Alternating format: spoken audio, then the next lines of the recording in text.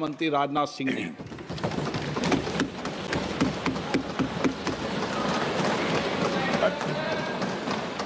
अध्यक्ष महोदय, सबसे पहले तो मैं आपके माध्यम से सदन के सभी दलों के मैंने जितने भी हमारे सम्मानित सदस्य हैं उनके प्रति आभार व्यक्त करना चाहता हूं कि ऑपरेशन सिंदूर की जो शानदार कामयाबी हासिल हुई है उस पर चर्चा करने के लिए आज सदन पूरी तरह से तैयार है। अध्यक्ष महोदय, सबसे पहले मैं इस सदन के माध्यम से मैं देश के उन वीर सपूतों को, उन बहादुर सैनिकों को नमन करता हूं जिन्होंने की राष्ट्र की सीमाओं की रक्षा के लिए जब भी आवश्यकता पड़ी है अपना बलिदान देने में वह पीछे नहीं रहे हैं। आज भी वह तैयार हैं और आज भी वह तत्पर हैं। साथ ही मैं उन सैनिकों की स्मृति को भी अध्यक्ष महोदय नमन करता हूं जिन्होंने की भारत की एकता और अखंडता सुनिश्चित करने के लिए अपना सर्वस्व बलिदान कर दिया। मैं पूरे देश की तरफ से सेनाओं के सभी जवानों के प्रति कृतज्ञता व्यक्त करता हूं। अध्यक्ष महोदय, आज मैं आपकी अनुमति से ऑपरेशन सिंदूर से जुड़े कुछ महत्वपूर्ण तथ्यों और विषयों को सदन के समक्ष रखने के लिए यहां खड़ा हूं।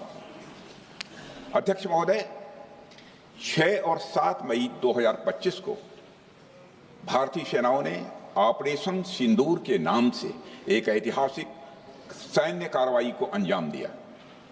यह केवल एक सैन्य कार्रवाई नहीं थी, बल्कि यह भारत की संप्रभुता, उसकी अस्मिता, देश के नागरिकों के प्रति हमारी जिम्मेदारी और आतंकवाद के खिलाफ हमारी नीति का एक इफेक्टिव और डिसाइसिव डेमोन्स्ट्रेशन था। अध्यक्ष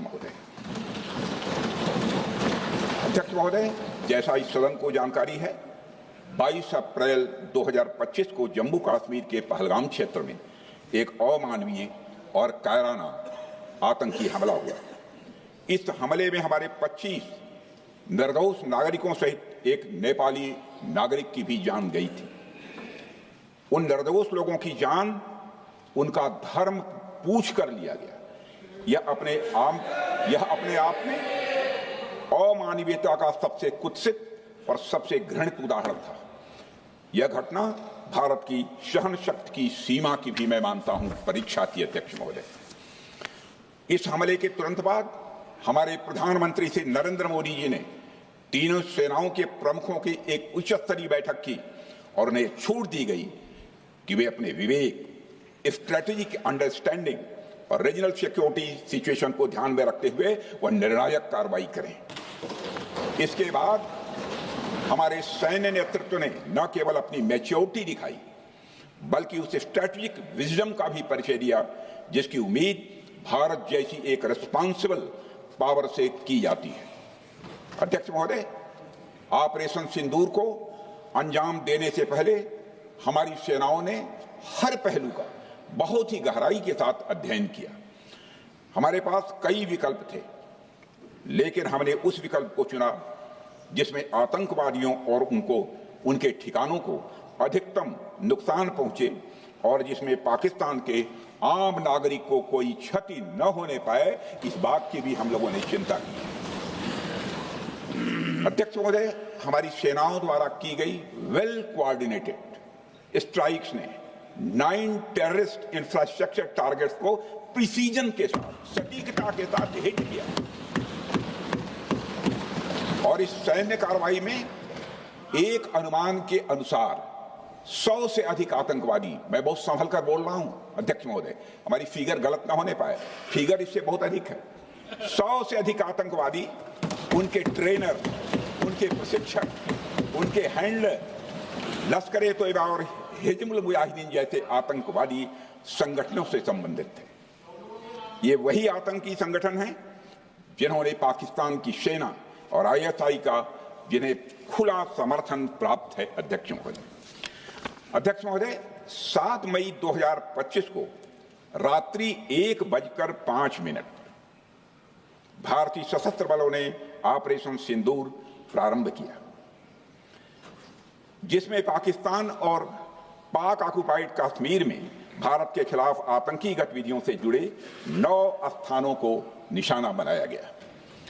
इसमें पीओके के मुजफ्फराबाद में सवाई नाला और सैयदना बिलाल कैंप, कोटली में मस्जिद अब्बास व मसबर रहील शाहिद कैंप, कोटली में गुलपुर कैंप, भिम्बर में बरनाला कैंप, कोटली में अब्बास कैंप और पाकिस्तान के पंजाब प्रांत में बहावलपुर, मुरिदके और सरजाल और मेहमुना जोया शामिल थे। इनमें से 7 आतंकी शिविरों को भारतीय सेना ने पूरी तरह से नष्ट कर दिया, जबकि भारतीय वायुसेना ने मुरिदके और बहावलपुर को नेस्त नाबूद किया, जो लश्कर-ए-तोयबा और जैशे मोहम्मद के केंद्र हैं। पूरा ऑपरेशन मात्र, अध्यक्ष महोदय, जानकर पूरे सदन को प्रसन्नता होगी कि विदिन 22 मिनट्स पूरा ऑपरेशन समाप्त हो गया और हमने आतंकवादियों को उनके घर में घुसकर मारा। सशस्त्र बलों ने हमारी माताओं और बहनों के सिंदूर का बदला लिया और प्रत्येक भारतीय इस भावना से ओत-प्रोत हो गया। अध्यक्ष महोदय, मैं चाहूंगा कि पूरा सदन एक बार हमारे सेना के बहादुर जवानों के शौर्य और पराक्रम का अभिनंदन करे। अध्यक्ष महोदय, यह सिंदूर की लाली शौर्य की कहानी है। यह सिंदूर की लाली शौर्य की कहानी है, भारत के मस्तक पर वीरता की निशानी है। अध्यक्ष महोदय, सेनाओं ने अंधेरी रात होने के बावजूद हमले की सफलता के स्पष्ट एविडेंस भी जुटाए हैं, साक्ष्य है हमारे पास। अध्यक्ष महोदय, हमले के कुछ ही घंटों के भीतर एक प्रेस रिलीज और मीडिया ब्रीफिंग के माध्यम से इन्हें जनता की जानकारी के लिए जारी कर दिया गया था। मुझे यह पुष्टि करते हुए गौरव की अनुभूति हो रही है कि सशस्त्र बल अपने सभी मिशन ऑब्जेक्टिव्स को पूरा करने में पूरी तरह से सक्षम रहे और साथ ही कामयाब रहे। अध्यक्ष महोदय, 7 मई 2025 को हमले माने 1:35 के तुरंत बाद भारतीय डीजीएमओ ने हॉटलाइन संदेश के माध्यम से पाकिस्तान के डीजीएमओ यानी डायरेक्टर जनरल मिलिट्री ऑपरेशन से संपर्क किया और टेरर इंफ्रास्ट्रक्चर के खिलाफ हमारे हमले के रेशनल और मेथोडोलॉजी के बारे में पूरी जानकारी दी और यह तथ्य भी बताया ये हमले एस्केलेटरी नेचर वाले नहीं थे, माने इसको हम आगे नहीं बढ़ाना चाहते। जिन मोहि मारा तीन मोहि मारे। अध्यक्ष, जिस प्रकार प्रभु हनुमान ने लंका में अपनी रणनीति बनाई थी, उसी प्रकार हमने भी उन्हीं को निशाना बनाया जिन्होंने हमें नुकसान पहुंचाया था। हालांकि पाकिस्तान ने इस रेशनल को समझने से इनकार कर दिया और अगले कुछ दिनों तक सिविलियन और सैन्य ठिकानों पर गोलीबारी करके बड़े पैमाने पर सीज फायर वायलेशन करके स्थिति को एस्केलेट करने की उसने कोशिश की। अध्यक्ष महोदय, 7-8 मई 2025 की रात को क्लियरली आइडेंटिफाइड आतंकवाद संबंधी ठिकानों पर हमारे सफल ऑपरेशन के बाद, सफल हमले के बाद पाकिस्तान ने स्थिति को एस्केलेट कर दिया और अनमैन्ड एरियल सिस्टम और अन्य साधनों का उपयोग करके भारतीय वायुसेना के बेसेस, भारतीय वायुसेना के सेंसर्स और सेना के फॉर्मेशन हेडक्वार्टर से लेकर ब्रिगेडों तक पर भी उसने हमला कर दिया। हालांकि हमारी इंटीग्रेटेड एयर डिफेंस ग्रिड और काउंटर यूएस ग्रिड ने इन हमलों को सफलतापूर्वक विफल कर दिया। अध्यक्ष महोदय, यस 400 यमारसैन आकाश मिसाइल सिस्टम और एयर डिफेंस गन्स बहुत प्रभावी साबित हुई हैं। अध्यक्ष महोदय, इस एस्केलेशन पर हमारा जवाबी हमला स्विफ्ट, प्रोपोर्शनेट और नवातुला था। अध्यक्ष महोदय, जिसमें 8 मई 2025 को केवल चुनिंदा पाकिस्तानी एयर डिफेंस सिस्टम और सेंसर नेटवर्क को प्रिसीजन गाइडेड मिशन द्वारा म्यूनिशंस द्वारा जो है टारगेट किया गया। अध्यक्ष महोदय, हमारी कार्रवाई पूरी तरह से सेल्फ डिफेंस में थी, न तो वह प्रोवोकेटिव थी और न तो एक्सपेंशनिस्ट थी। पाक द्वारा ये हमले 7 मई 25 से लगातार चले और 10 मई 2025 को रात लगभग 1:30 पर पाकिस्तान ने बड़े पैमाने पर भारत के ऊपर मिसाइल, ड्रोन, रॉकेट और अन्य लॉन्ग रेंज वेपन्स का इस्तेमाल किया। इसके साथ साथ उन्होंने इलेक्ट्रॉनिक वारफेयर से जुड़ी टेक्नोलॉजीज का भी सहारा लिया। अध्यक्ष महोदय, उनके निशाने पर हमारे भारतीय वायुसेना के अड्डे, थल सेना के एम्यूनिशन डिपोज, हवाई अड्डे और मिलिट्री कैंट थे। अध्यक्ष महोदय, यह कहते हुए मुझे एक गौरव की अनुभूति हो रही है कि हमारे air defence system, counter drone system और इलेक्ट्रॉनिक इक्विपमेंट्स ने पाकिस्तान के इस हमले को पूरी तरह से नाकाम कर दिया। पाकिस्तान हमारे किसी भी टारगेट को हिट नहीं कर पाया अध्यक्ष महोदय, और हमारे किसी भी इंपॉर्टेंट एसेट को नुकसान नहीं हुआ है। हमारी सुरक्षा व्यवस्था अध्यक्ष महोदय चाक चौबंद थी और हर हमले को हम लोग रोका गया। मैं इसके लिए भारतीय सेना के बहादुर सैनिकों की जमकर सराहना करता हूं, जिन्होंने दुश्मन के हर मंसूबे पर पानी फेर दिया। और अपने प्रतिपक्ष के मित्रों से भी कहना चाहता हूं, एक बार फिर से भारत के सेना के जवानों का कम से कम मेज थपथपाकर उनका अभिनंदन करिए। बहुत बहुत धन्यवाद। बहुत बहुत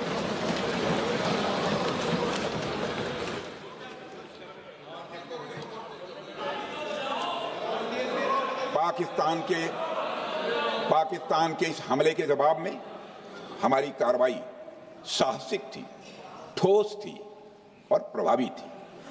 भारतीय वायुसेना ने वेस्टर्न फ्रंट पर पाकिस्तान के हवाई अड्डों, command and control systems, military infrastructures और एयर डिफेंस सिस्टम को निशाना बनाया और इस मिशन को हमारी सेनाओं ने सफलतापूर्वक अंजाम देने में कामयाबी हासिल की। अध्यक्ष महोदय, हमारी सेनाओं ने चकलाला, सरगोधा, रफीकी, रहीम यार खान, जैकबाबाद, सुक्कुर और भोलारी जैसे बड़े एयरबेस पर प्रहार किया और पूरी दुनिया ने भारतीय वायुसेना के शौर्य और पराक्रम की तस्वीर देखी।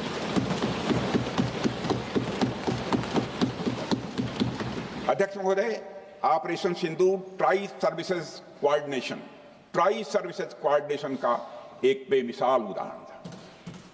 जब भारतीय वायुसेना ने आसमान से हमले किए, हमारी थल सेना ने जमीन पर मोर्चा संभाल लिया। हमारे जवान नियंत्रण रेखा पर पूरी ताकत से डटे रहे और पाकिस्तान की हर हरकत का करारा जवाब दिया।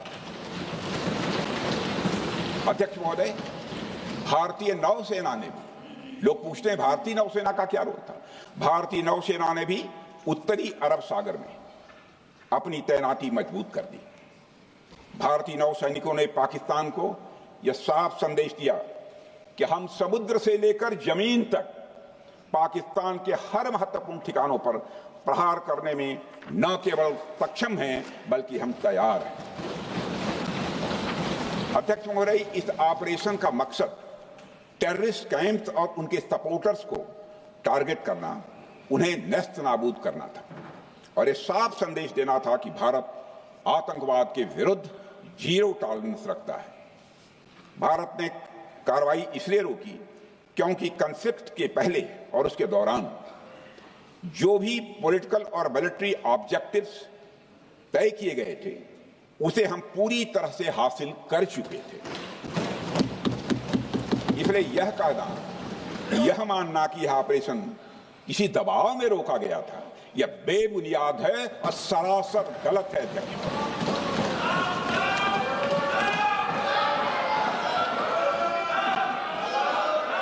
मैं सदन को फिर से आश्वस्त करना चाहता हूं, आपने राजनैतिक जीवन में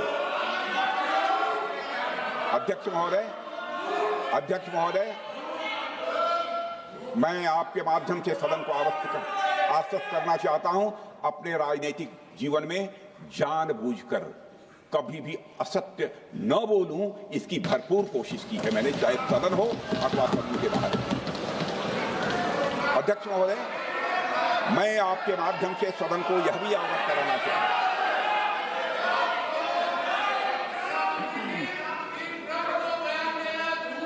प्लीज बैठिए। आप क्यों खड़े हैं? अध्यक्ष महोदय, मैं आपके माध्यम से सदन को यह भी अवगत कराना चाहूंगा कि सीमा पार करना या वहां की टेरिटरी कैप्चर करना इस ऑपरेशन का उद्देश्य नहीं था। ऑपरेशन सिंदूर प्रारंभ करने का मकसद था अध्यक्ष महोदय उन टेरर नर्सरीज को खत्म कर देना जिन्हें पाकिस्तान ने बरसों से पाला पोसा था, और यह ऑपरेशन उन मासूम परिवारों को न्याय दिलाने के लिए लॉन्च किया गया था जिन्होंने पाक स्पॉन्सर्ड टेररिस्ट अटैक्स में अपने प्रियजनों को खोया था। हमारी सेनाओं ने सिर्फ उनको टारगेट किया जो इन आतंकियों को सपोर्ट करते हुए भारत पर हमला करने की कोशिश में लगातार शामिल थे। अध्यक्ष महोदय, ऑपरेशन सिंदूर का ओवरऑल पॉलिटिको मिलिट्री ऑब्जेक्टिव यह था कि आतंकवाद के रूप में प्रॉक्सी वार लड़ रहे पाकिस्तान को सजा दी जाए, और इसी वजह से आर्म फोर्सेस को पूरी आजादी दी गई थी कि वे अपने टारगेट खुद चुनें और करारा जवाब दें। और इस ऑपरेशन का उद्देश्य कोई भी युद्ध छेड़ना नहीं था, बल्कि फोर्स के डिमॉन्स्ट्रेटिव यूज से एडवर्सरी को झुकने के लिए मजबूर करना था। 10 मई की सुबह जब भारतीय वायुसेना ने पाकिस्तान की मल्टीपल एयरफील्ड पर करारा प्रहार किया तो पाकिस्तान ने हार मान ली है अध्यक्ष महोदय, और हॉस्टिलिटी रोकने की कोशिश की। अब रोक दीजिए महाराज। उन्होंने एक कोशिश की, हमारे डीएमओ से बात की, महाराज अब रोक दीजिए, बहुत हो गया। यह पेशकश इस कैबिनेट के साथ स्वीकार की गई थी। सुने, रुकिए तो रुकिए, बता दूंगा, बता दूंगा। अब बैठ आपको मौका मिलेगा। यह क्यों रुका, इसका पहले ही मैं पूरी तरह से वर्णन कर चुका हूं अध्यक्ष महोदय। मैं नेता प्रतिपक्ष को बहुत सम्मान के साथ कहना चाहता हूं कि कृपया एक बार मेरा पूरा भाषण पूछ लें। आपको प्रश्न पूछने की पूरी आजादी है, आप पूछ सकते हैं, मैं उसका उत्तर दूंगा। अध्यक्ष महोदय, 10 मई की सुबह जब भारतीय वायुसेना ने पाकिस्तान की मल्टीपल एयरफील्ड पर करारा प्रहार किया तो पाकिस्तान ने हार मानी और हॉस्टिलिटी रोकने की उन्होंने पेशकश की। यह पेशकश इस कैबिनेट के साथ स्वीकार की गई हम लोगों के द्वारा कि यह ऑपरेशन केवल पाज किया गया है, स्थगित किया गया है। यह ऑपरेशन समाप्त नहीं हुआ है अध्यक्ष महोदय। अगर पाकिस्तान की ओर से भविष्य में कोई भी मिस एडवेंचर हुआ तो यह ऑपरेशन अध्यक्ष महोदय, मैं सदन को आश्वस्त करना चाहता हूं, दोबारा प्रारंभ हो।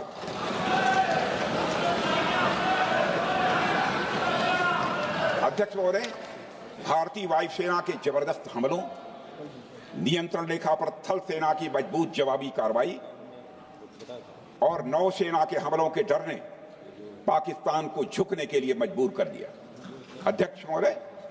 और पाकिस्तान की हार उनकी एक सामान्य विफलता नहीं थी, बल्कि यह उसके सैन्य बल और मनोबल या दोनों की एक हार थी। 10 मई को पाकिस्तान के डीजीएमओ ने भारत के डीजीएमओ से संपर्क किया और सैन्य कार्रवाइयों को रोकने की अपील की। मैं सदन में यह बात फिर से दोहराना चाहूंगा कि पाकिस्तान के डीजीएमओ ने भारत के डीजीएमओ से संपर्क किया और सैन्य कार्रवाइयों को रोकने की अपील की। 12 मई को दोनों देशों के डीजीएमओ के बीच औपचारिक संवाद हुआ और दोनों पक्षों ने सैन्य कार्रवाइयों पर विराम लगाने का निर्णय लिया। अध्यक्ष महोदय, हमारे सैनिकों का जो मनोबल, मातृभूमि की रक्षा करने का जो उनका समर्पण है, ऑपरेशन सिंदूर के दौरान उसका दर्शन 140 करोड़ से अधिक भारतवासियों ने देखा। मुझे खुद भी और प्रधानमंत्री जी को सीमावर्ती क्षेत्रों में जाकर हमारे जवानों से मुलाकात का अवसर मिला है। अध्यक्ष महोदय, श्रीनगर के मिलिट्री बेस पर, भुज के एयरबेस पर, उधमपुर के कमांड सेंटर पर, हर जगह प्रत्यक्ष मैंने अपनी आंखों से देखा कि हमारे सैनिकों का मनोबल अपनी पूरी बुलंदी पर था। उनकी आंखों में विश्वास है और उनका संकल्प अडिग है। वे न केवल भारत की सीमाओं की रक्षा कर रहे हैं, बल्कि हमारे राष्ट्रीय स्वाभिमान की भी अध्यक्ष महोदय रक्षा कर रहे हैं। अध्यक्ष महोदय, किसी भी देश में जनता सत्ता पक्ष को और विपक्ष को अलग अलग दायित्व सौंपती है, दोनों को अलग अलग दायित्व, और हेल्दी डेमोक्रेसी में तो स्वाभाविक है। सत्ता पक्ष का काम होता है जनता के हितों को ध्यान में रखते हुए कार्य करना, और विपक्ष का काम होता है सरकार से जनता के मुद्दों से संबंधित जरूरी प्रश्न पूछना। ऑपरेशन सिंदूर क्यों शुरू किया गया, इसकी जानकारी पहले भी दी गई है और आज भी मैंने सदन को दी है। अध्यक्ष महोदय, कभी कभी हमारे प्रतिपक्ष के लोग ये पूछते रहे हैं कि हमारे कितने बीमार गिरे। मुझे लगता है उनका यह प्रश्न हमारी राष्ट्रीय जनभावनाओं का सही से प्रतिनिधित्व नहीं कर रहा है। मुझे लगता है उन्होंने एक बार भी हमसे यह नहीं पूछा कि हमारी सेनाओं ने दुश्मन के कितने विमान मार गिराए।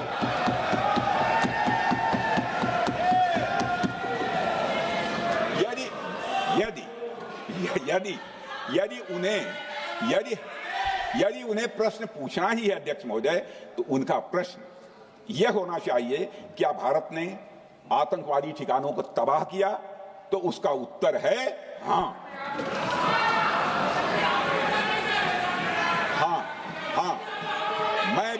मैं विपक्ष के सम्मानित साथियों से कहना चाहता हूं कि आपको प्रश्न पूछना है तो यह प्रश्न पूछिए, क्या ऑपरेशन सिंदूर सफल रहा? तो उसका उत्तर है हाँ।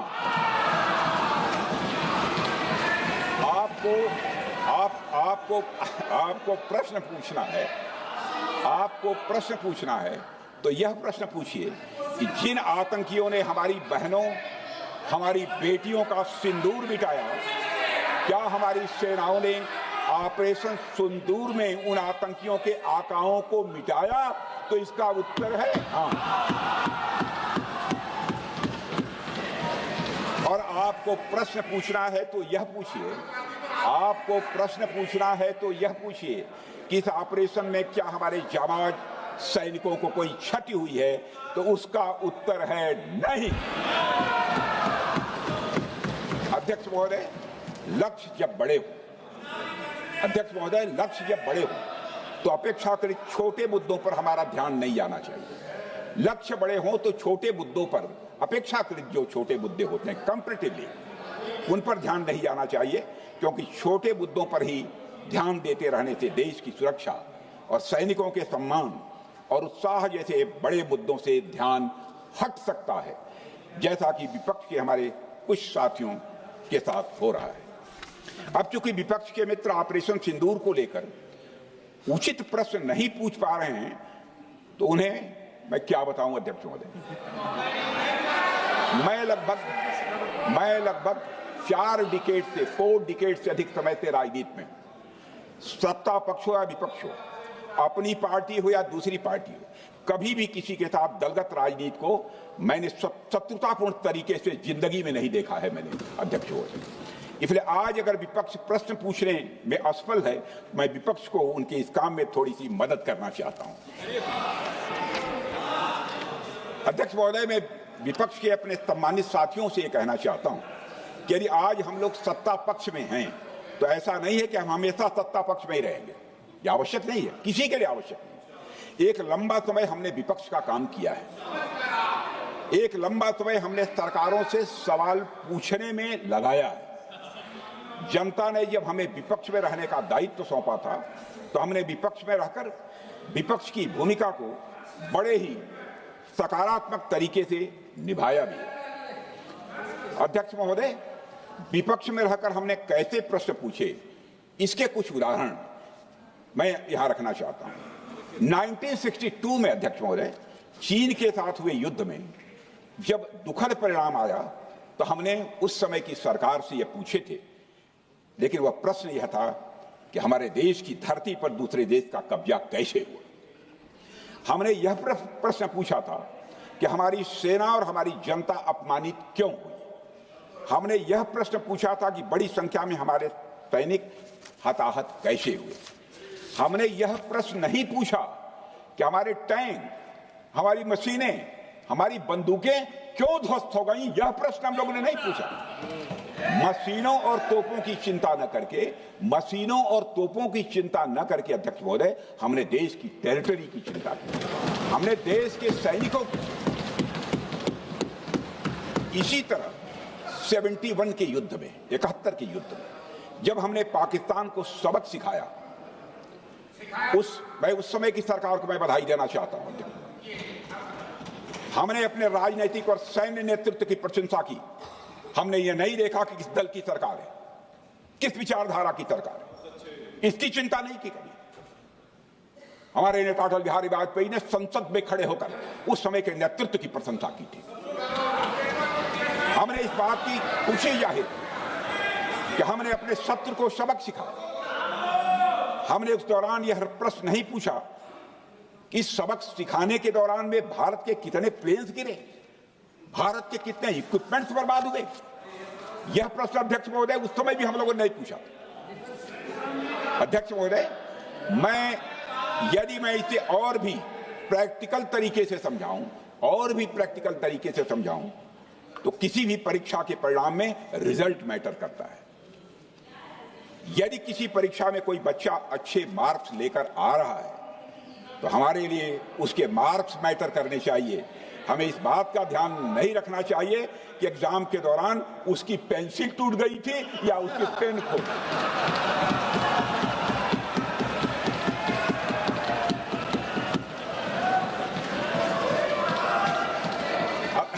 अध्यक्ष महोदय, अल्टीमेटली रिजल्ट मैटर करता है और रिजल्ट यह है, अध्यक्ष महोदय, अल्टीमेटली रिजल्ट मैटर करता है और रिजल्ट यह है अध्यक्ष महोदय कि ऑपरेशन सिंदूर के दौरान हमारी सेनाओं ने जो लक्ष्य निर्धारित किया था, उन लक्ष्यों को पूर्ण रूप से प्राप्त करने में हमने कामयाबी हासिल की।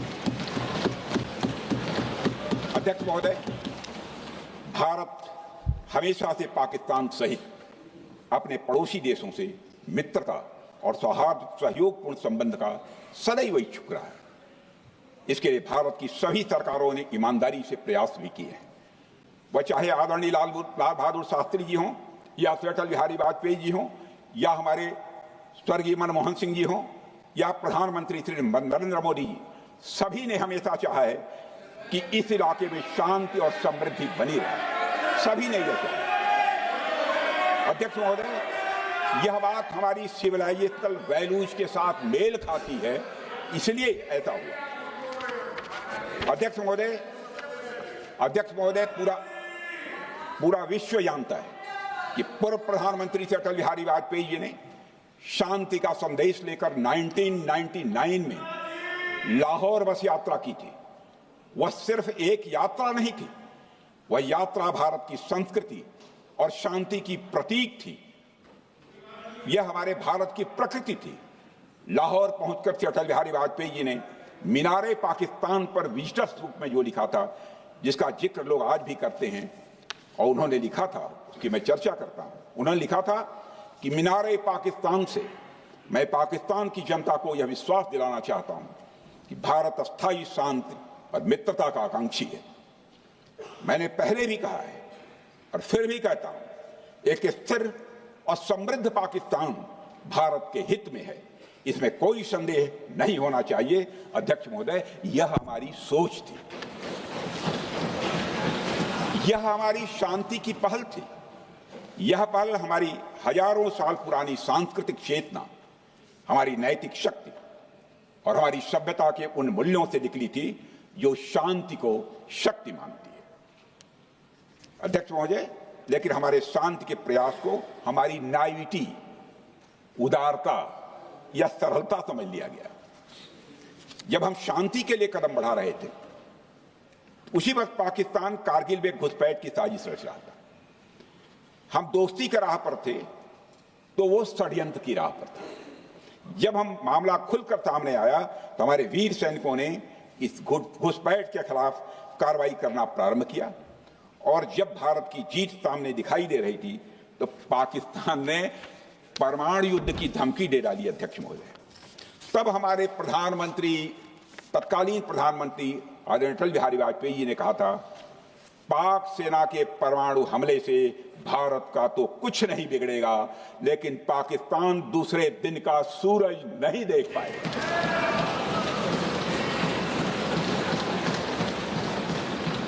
यानी अटल जी जो शांति का पैगाम लेकर गए, वही अटल जी शक्ति का भी परिचय देने में तनिक भी नहीं हिचके। यही है भारत।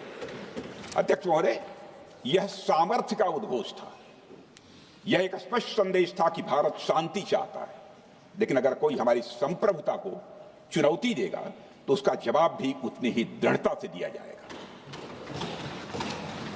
अध्यक्ष महोदय, 2015 में जब हमारे प्रधानमंत्री मोदी जी ने लाहौर जाकर नवाज शरीफ से मुलाकात की, तो भारत ने फिर से दोस्ती का हाथ बढ़ाया। भारत ने फिर से दोस्ती का हाथ बढ़ाया। अध्यक्ष महोदय, हम वाकई में शांति की राह पर चलना चाहते थे, क्योंकि हमारी मूल प्रकृति बुद्ध की है, युद्ध की नहीं है।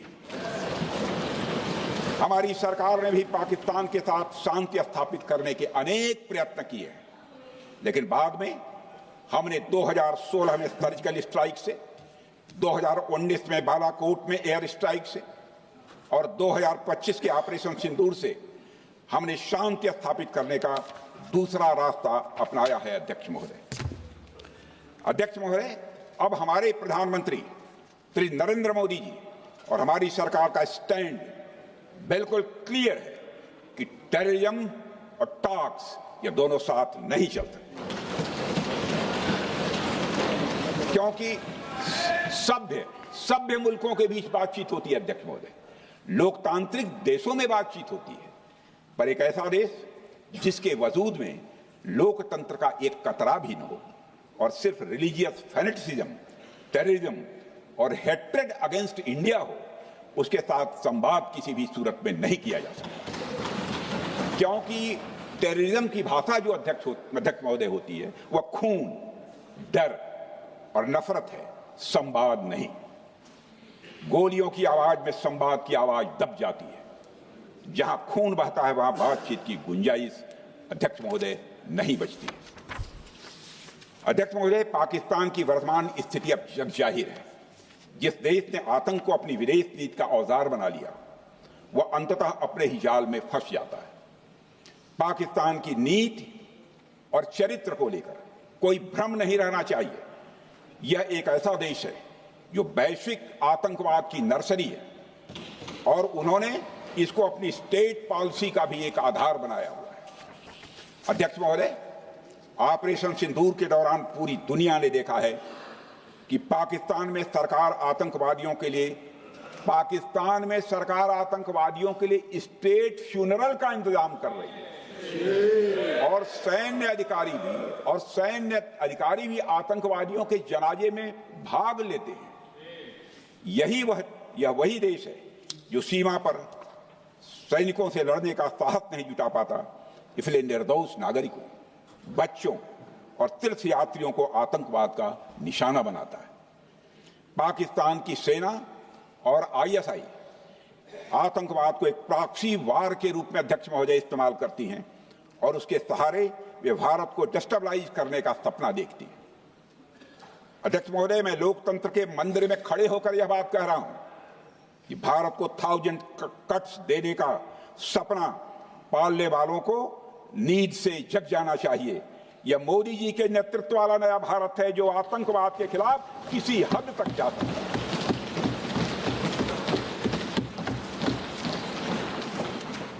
अध्यक्ष महोदय, आप भारत का इतिहास जानते हैं। देखिए, हमने कभी भी किसी की 1 इंच जमीन पर आज तक कभी कब्जा नहीं किया है। हम यह भी जानते हैं कि युद्ध अपनी बराबरी वालों से करना चाहिए। ऐसा गोस्वामी तुलसीदास जी ने लिखा है और गोस्वामी तुलसीदास जी कहते हैं कि नीति ऐसी ही होनी चाहिए, प्रीति और बैर बराबरी वाले से ही करनी चाहिए। शेर यदि मेढकों को मारे तो उसका बहुत अच्छा संदेश नहीं आता है अध्यक्ष महोदय। और अध्यक्ष महोदय, हमारे देश की सेना शेर है।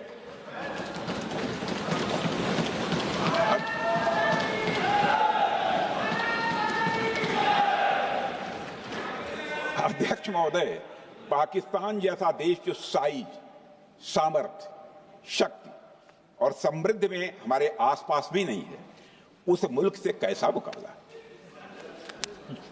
जो मुल्क अपने अस्तित्व के लिए दूसरों पर आश्रित हो, उसके मुकाबले का मतलब है अपना स्तर कम करना। हमारी नीति है आतंकवाद के खिलाफ प्रभावी कार्रवाई करना। हमारा पाकिस्तान विरोध उनकी आतंकवाद की नीति के कारण है, इसलिए पाकिस्तान का हमारा विरोध है। अध्यक्ष महोदय, हम अगर शांति की आशा के लिए हाथ बढ़ाना जानते हैं तो अशांति फैलाने वाले हाथों को उखाड़ना भी जानते हैं। अध्यक्ष महोदय, अगर शांति के प्रयास करना हम जानते हैं तो दुष्टों को जो भाषा समझ में आए उसी भाषा में समझाना भी जानते हैं।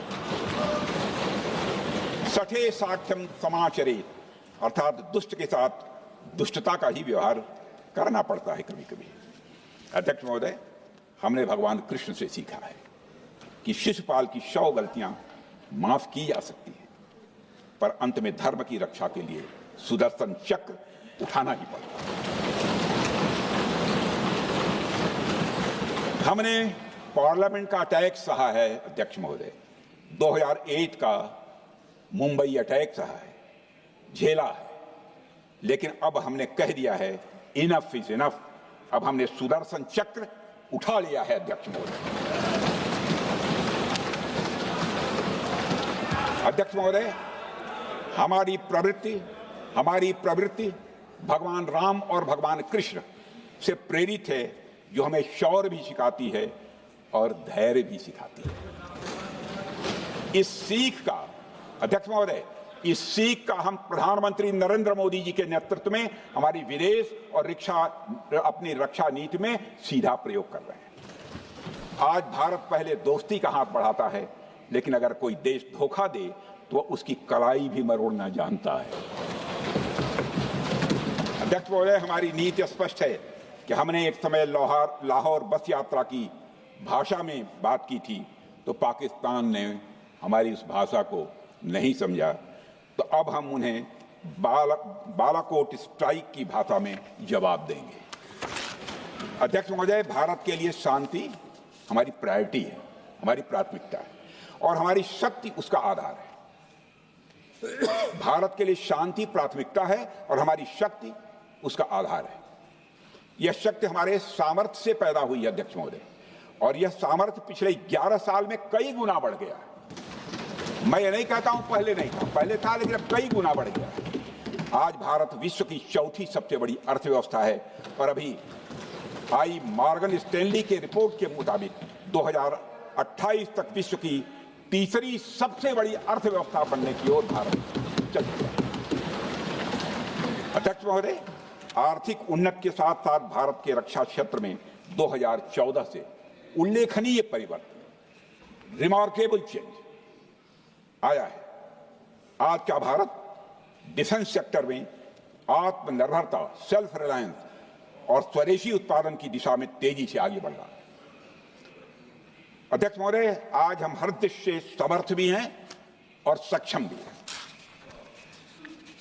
अध्यक्ष महोदय, मैं सदन को यह भी जानकारी देना चाहता हूं, उसके बाद जब प्रश्न पूछा गया हमारे सारे चीफ से, सीडीएफ से, डिफेंस सेक्रेटरी से, क्या ऑपरेशन के लिए तैयार हैं, क्षण भर की देर नहीं लगाई, सबने बोला यस सर। अध्यक्ष महोदय, ऑपरेशन सिंदूर हमारे सामर्थ्य का ही प्रतीक था, जिसमें हमने दिखा दिया कि अगर कोई हमारे नागरिकों को मारेगा तो भारत चुप नहीं बैठेगा। भारत की आत्मरक्षा के लिए हमारा राजनीतिक तंत्र और नेतृत्व बिना किसी दबाव के काम करेगा। हमारी मिसाइल फिजिकल सीमाएं लांघेंगी अध्यक्ष महोदय, और हमारे वीर सैनिक दुश्मन की कमर तोड़ेंगे।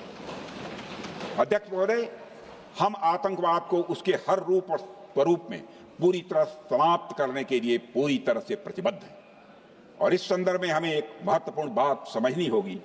Pakistan sponsored terrorism is not random madness, there is a method in this madness.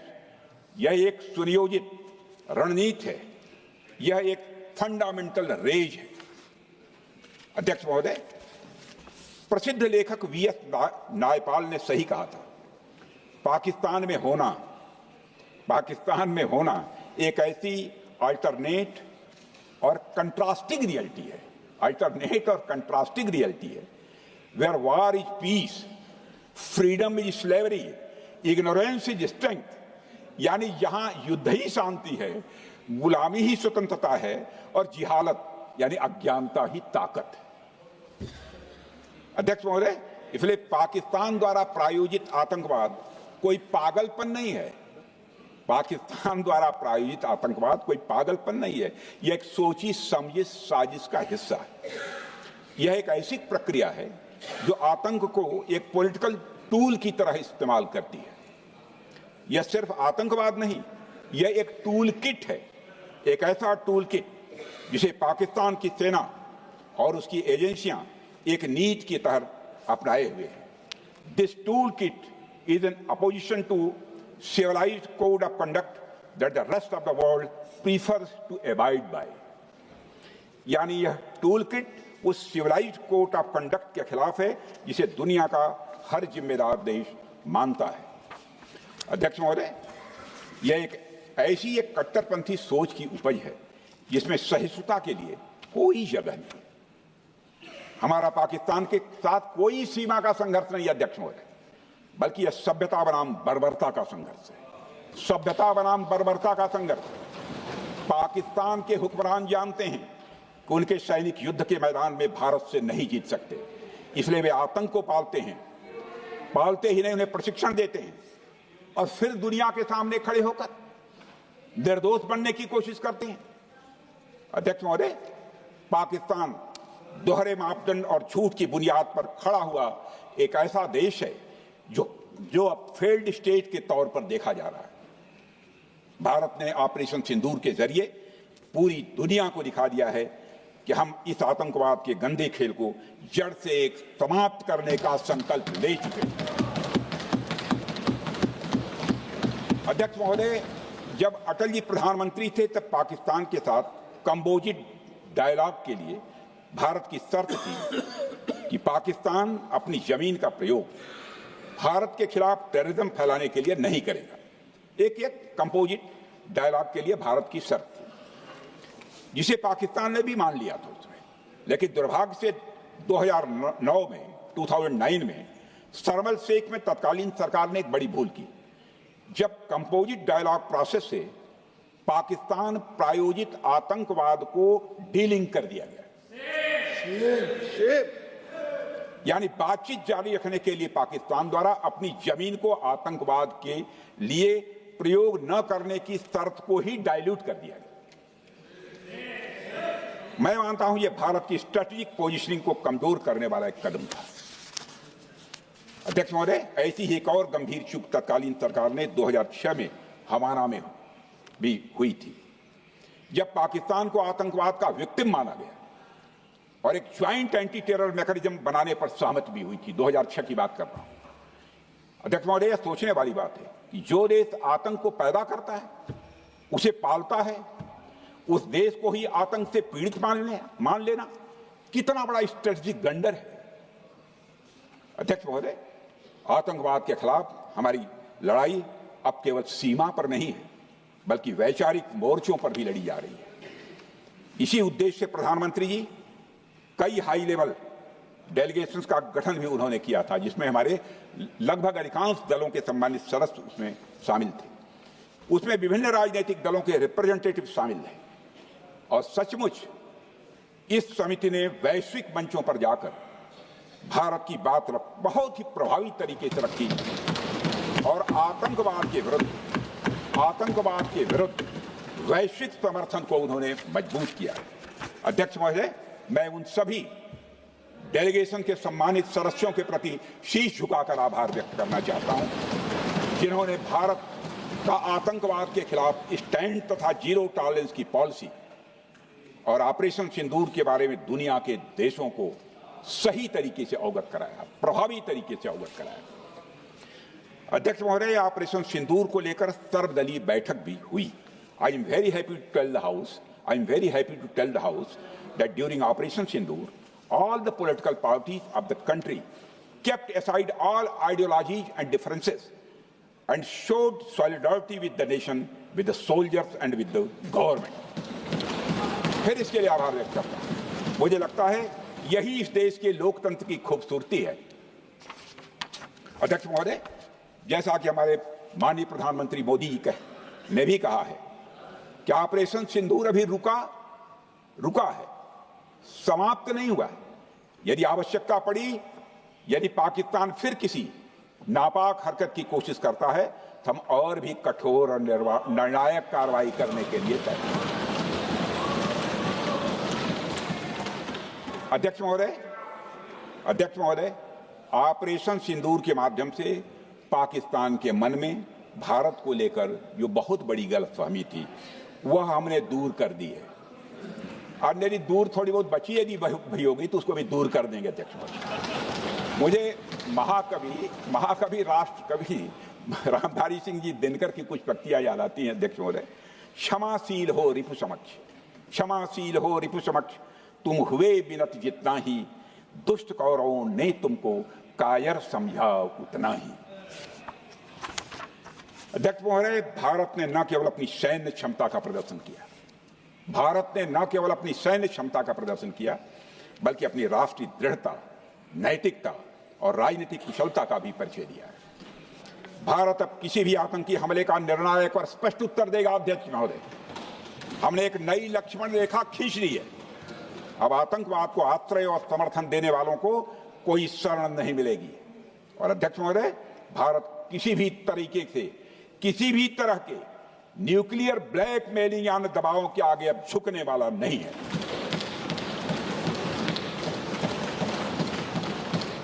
अध्यक्ष महोदय, ऑपरेशन सिंदूर के माध्यम से जो हमने किया और उससे पहले सर्जिकल स्ट्राइक और एयर स्ट्राइक के जरिए जो संदेश दिया गया वह बहुत पहले ही हो जाना चाहिए, लेकिन जो होता है समय पर ही होता है।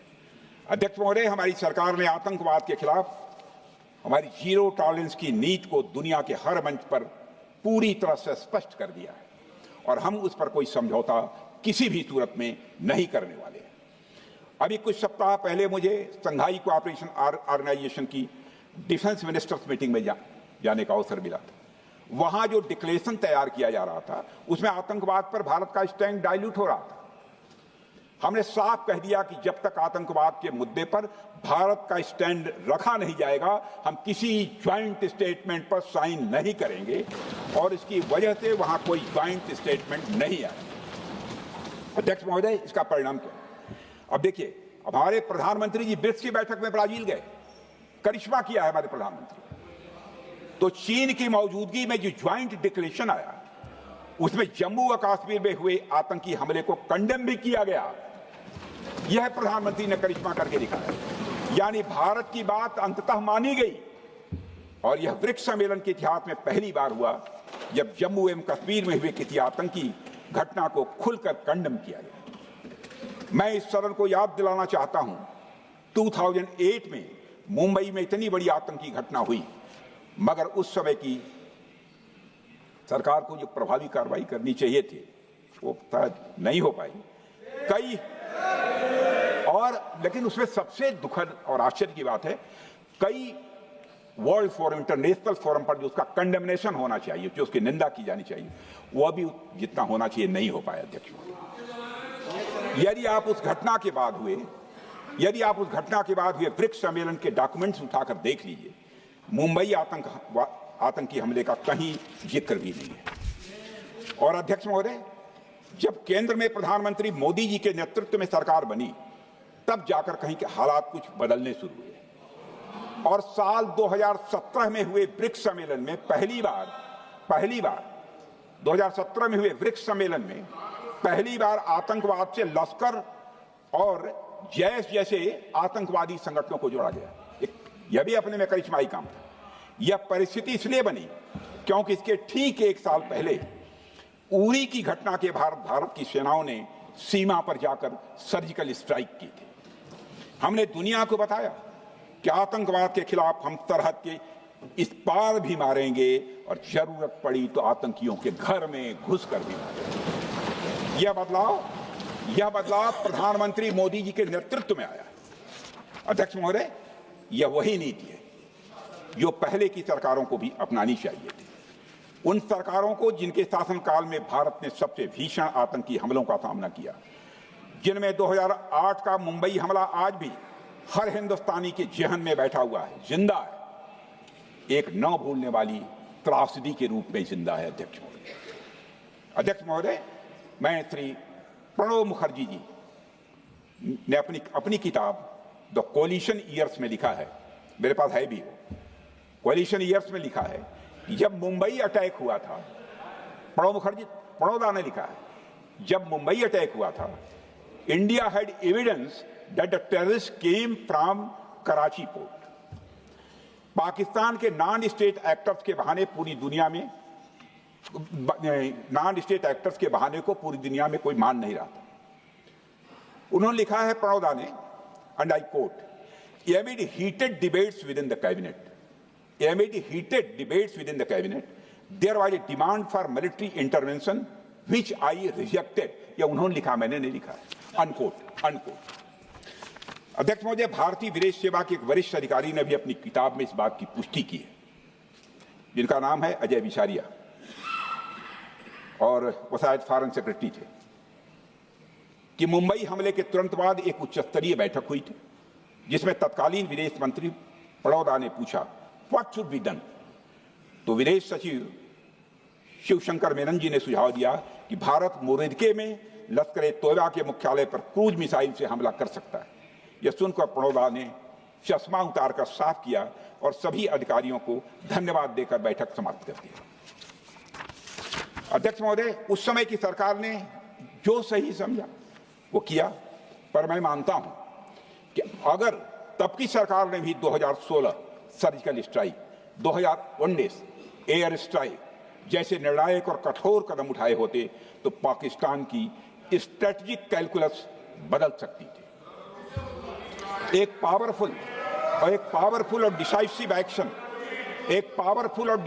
एक्शन पाकिस्तान और उनकी सेना के द्वारा इस 500 टेररिस्ट ऑर्गेनाइजेशंस के लिए बड़ा डिसइंसेंटिव साबित हो सकती थी। अध्यक्ष महोदय, 2008 में मुंबई हमलों के बाद उस समय की सरकार ने सिर्फ बातचीत का मार्ग चुना था। मैं स्पष्ट करना चाहता हूं, यह कोई आलोचना नहीं है अध्यक्ष महोदय, न उस सरकार की, न उस समय के प्रधानमंत्री की, और न ही उन नेताओं की। उस समय की लीडरशिप को जो सही लगा उन्होंने वह निर्णय लिया। अध्यक्ष महोदय, बस मैं इतना ही कहना चाहता हूं कि आज का भारत अलग सोचता है और अलग तरीके से काम करता है।